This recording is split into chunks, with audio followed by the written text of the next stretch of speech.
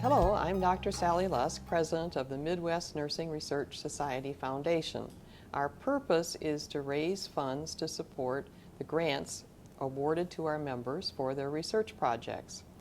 Today I'm talking with Dr. Colleen Corte, who's at the University of Illinois at Chicago, and she previously received a grant from us to deal with substance abuse and alcohol use in adolescents. So can you tell us a little bit about the problem?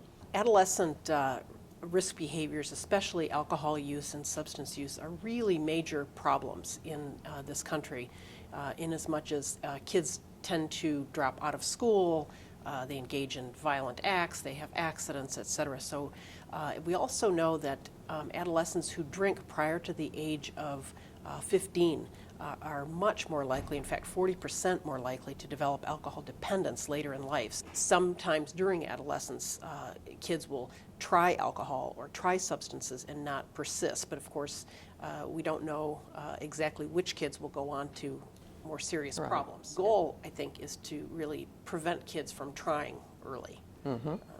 And what are your thoughts about how to do this? My seed grant that I got from MNRS was really helped me to launch my studies. It's focused on whether unhealthy beliefs motivate unhealthy behaviors like substance use and alcohol use.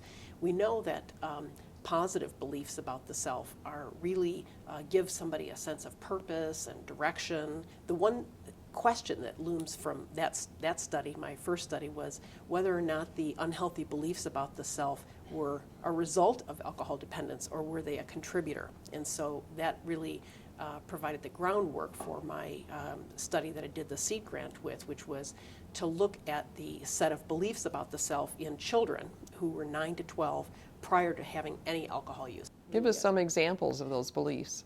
Beliefs about the self are in a variety of areas, and we form them through our experiences in the world. So for children, for example, they may say, I'm a soccer player, I'm bad at math. It can be good things, bad things, but everybody has sort of a unique collection. And we know that sort of the relative balance of positive beliefs to negative beliefs is important. The ones that had two key risk factors for alcohol problems, one of them is child behavior problems, and the other is having a parent with alcohol problems.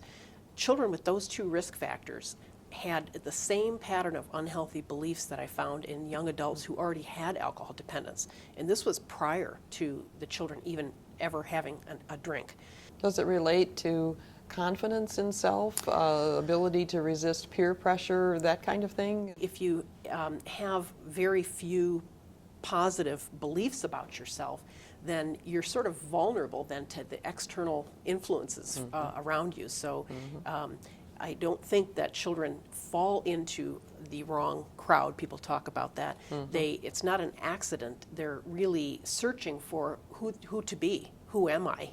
Trying alcohol, trying cigarettes, trying drugs. And in fact, there's sort of a saying that having a bad self is better than not having a self. So what do you think can be done about this? How can you use what you've learned to turn this around? I'm hoping to develop programs for children in which we can help them develop healthy beliefs, positive beliefs about the self as a way of preventing early alcohol and substance use. And how would you go about that? We could either target at-risk children, so children that we know are at risk based on some known risk factors, and have systematic individual programs, after-school programs where we can develop skill sets in kids in areas that the kids are interested in. It doesn't matter really what area, as long as the child has some areas that they feel like they can own, that that's part of who they are. The other thing is you could do more broad spectrum kinds of interventions, not individual focused. Well, this is very important work, and we hope that we can continue to offer these grants to researchers in the Midwest. MNRS was very pleased to fund this project, but in order to be able to continue to fund research grants, we will need help. Please contact us, www.mnrs.org. midwestnursing.org. Click on Foundation and then click on Donate. We thank you for your support.